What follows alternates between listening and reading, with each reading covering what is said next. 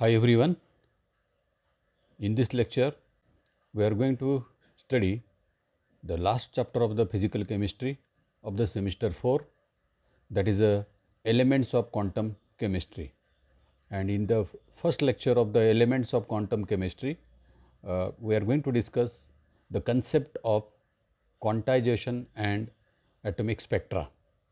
So, first of all, let us consider the syllabus of the elements of quantum chemistry.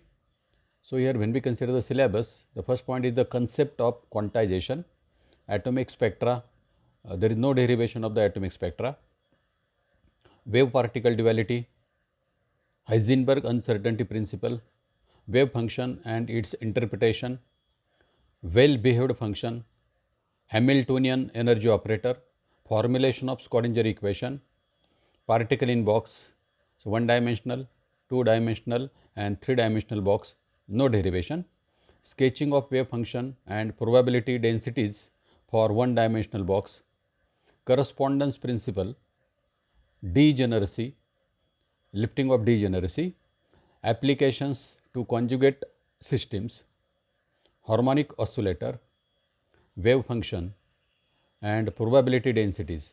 There is no derivation, zero point energy and the quantum tunneling. So, this is the syllabus of element of quantum chemistry. So, friends, in the late 17th century, Isaac Newton discovered classical mechanics, the laws of motion of macroscopic objects. Newton's law were successful for explaining the motion of planets and everyday objects as pendulum projectiles. The system of thinking of about the physical world, it is known as the classical physics. And here a classical mechanics or classical physics failed when it was applied to very small particles such as atoms, nuclei and electron.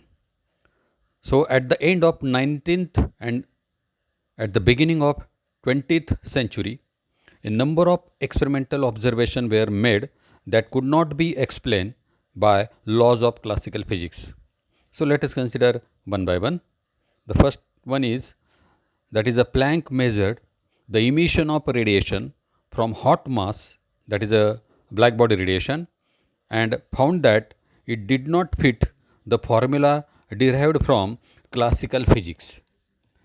To derive the correct equation, he had to consider, in contrast to classical ideas, that radiation of frequency nu is absorbed and emitted only in the multiples of h nu. The second one is, in another experiment, it was discovered that the energy of an electron ejected from the metals by the absorption of radiation, that is photoelectric effect, depended upon the frequency of radiation and not on intensity. Again, it is a contrast with the classical idea. Einstein explained this is in 1905 by suggesting that light of frequency nu consists of quanta of energy h nu called photon. Then in 1911, Rutherford showed that an atom has all its positive charge in the tiny nucleus with electron surrounding it. But this could not be understood using classical physics, which predicted that the electrons would radiate energy and fall into the nucleus. In 1913, Bohr postulated the existence of stable orbits in atoms and the quantization of angular momentum. This theory marked the beginning of quantum mechanics applied to the atoms, but was unable to describe atoms with more than one electrons. The phenomenon associated large size objects moving at speed much below the speed of the light could be explained by classical mechanics. However, it fails when applied to the small particles such as electrons, atoms, molecules, etc. According to classical mechanics, it should be possible to determine simultaneously the position and momentum or velocity of the moving particle, but this is contradicted by the Heisenberg uncertainty principle. In view of the failure of the classical mechanics, a quantum mechanic was developed, and here the quantum mechanics is a branch of science that deals with atomic and molecular properties and behavior of the matter on microscopic scale. So friends, this is about the failure of the classical mechanics or the need of the quantum mechanics, and here the quantum mechanics it is applicable only for the microscopic particle, where the classical mechanics is not useful or not applicable for the microscopic properties. Then here, what is the use of the quantum mechanics in chemistry? So here, the quantum mechanics used in the to study the various concept of the physical chemistry, organic chemistry, inorganic chemistry, as well as the analytical chemistry. So friends, this is the introduction of the quantum mechanics. Then let us consider the concept of the quantization. So here one of the assumptions on which classical mechanics is based, that any type of motion can be excited to state of arbitrary energy. This assumption is found to be invalid in case of the microscopic particle. So here the atoms were made to explain the behavior of the black body radiation on the basis of the classical mechanics, but were not successful. The problem of the black body radiation was finally explained in a satisfactory way by the Max Planck in 1900. Planck made fundamental assumption that the energy of oscillator were discrete and proportional to the integral multiple of the frequency of oscillator. In the equation from it can be written, that is the E is equal to n into h into nu, where E is the energy of the oscillator, while V is the frequency of oscillator, h is the proportionality constant and it is called as the Planck's constant, n is the integer. This led to the concept of quantization of energy. Radiant energy is absorbed or emitted in packet rather than a continuous flow, and this can be explained with the help of the following example. So let us consider this is the concept of representation of the quantization. There are two paths, this is the first path and this is the second path. So here when the person climbing up by path 1, so here when the person climbing by path 1 while going from the A to B. So here A is the initial state, B is the final state. So here when the person is climbing by path 1 while going from level A to B, his position can be either on step 1, 2, 3 or 4, but it cannot be in between when he choose the path 1. Whereas if he choose the path second, this is the path second, so there are no steps. So here if he choose the path second, the position can be at any height. So here if he choose the path second, the position of that person, it can be at any height. So here this or the discrete energy level can be compared with the steps of the staircase. So here friends, this is about the concept of the quantization. Then let us consider the next and the important concept, that is the atomic spectra. So here the analysis of the light emitted from the highly excited atoms in plasma gives most direct evidence of the energy of quantization. So all of you know that already we have discussed this, or we know that Rutherford experiment. So here the Rutherford's experiment of scattering of alpha particle by atom show that the positive and negative charges in the atom were separated. The positive charge is contained in a small volume called as the nucleus, and the negative charge of the electrons occupy a large volume which is centered around the nucleus. So already we have discussed this, or all of you know that the Rutherford experiment. However, according to the classical mechanics, the electron would continually radiate away its kinetic energy and would fall into the nucleus. But here this was not happening, or this is not true.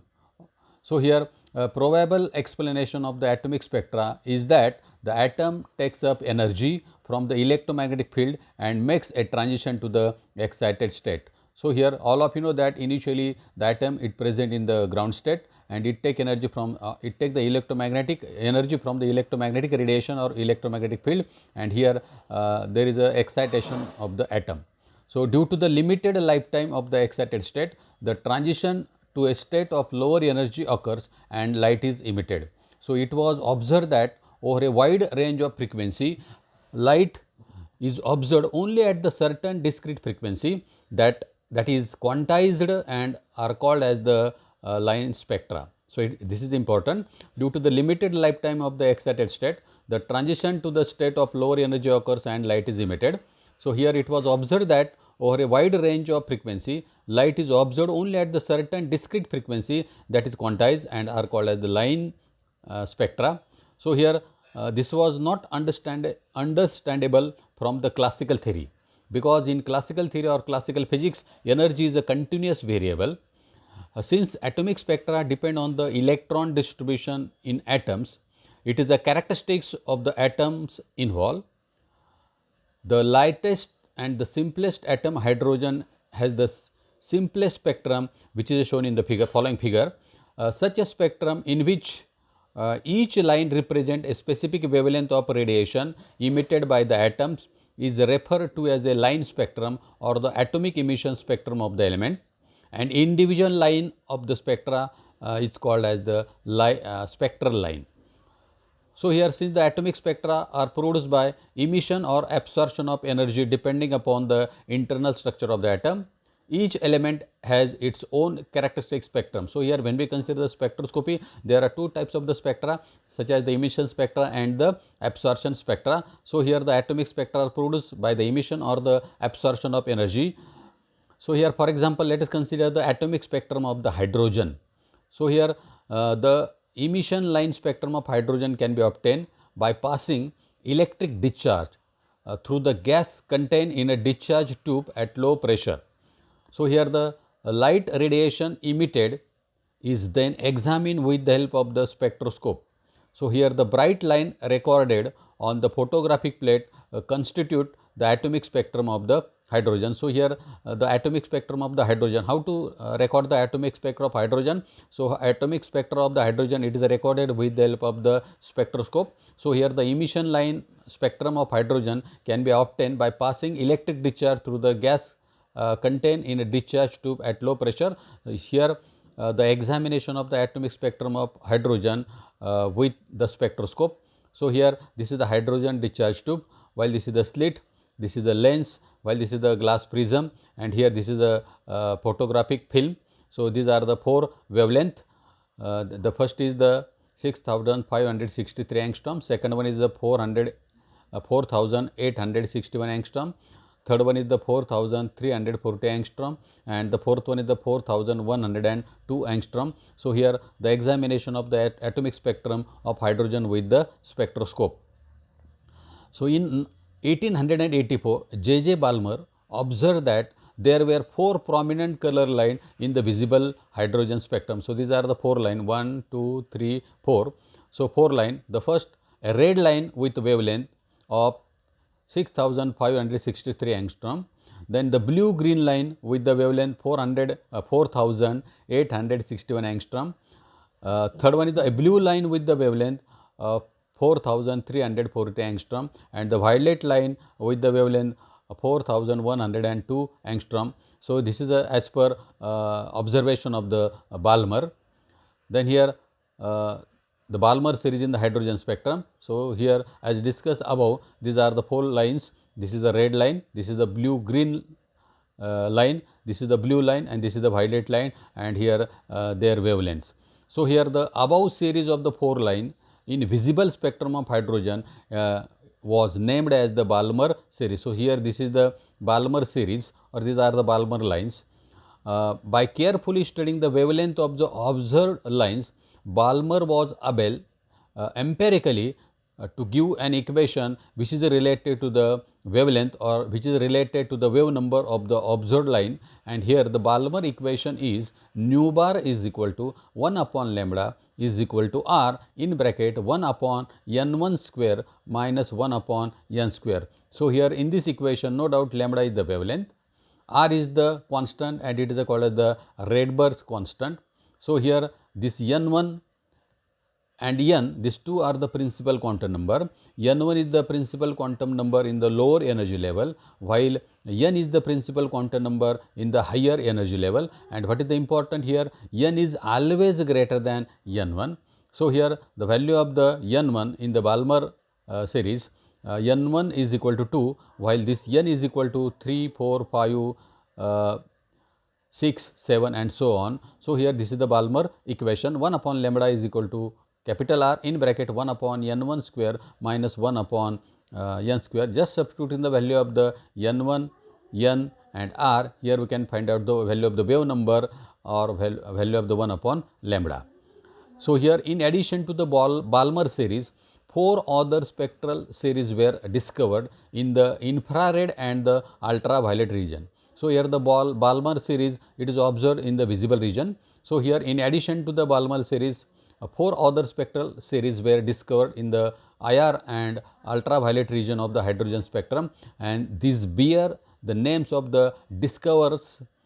Thus, in all we have 5 spectral series. So, here the first one is the Lyman series. So, in the Lyman series n1 is equal to 1, while n is equal to 2, 3, 4, 5, and it is observed in the ultraviolet region. Second one is the Balmer, already we have discussed is. So, here n1 is equal to 2 and here the n is equal to 3, 4, 5, 6 and it is observed in the visible region. Then the Paschen series. So, here n1 is equal to 3 and n is equal to 4, 5, 6, 7. Again it is observed in the IR or infrared region.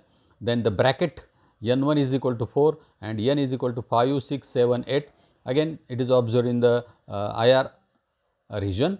And Fund, last one is the fifth series, Fund series. So, n1 is equal to 5 and here n is equal to 6, 7, 8, 9 and again the spectral region is the infrared. So, here spectral series in the atomic spectrum of the hydrogen. So, here there are 5 series: Lyman, Balmer, Paschen, bracket and the Fund. So, here electron transition for the hydrogen atom.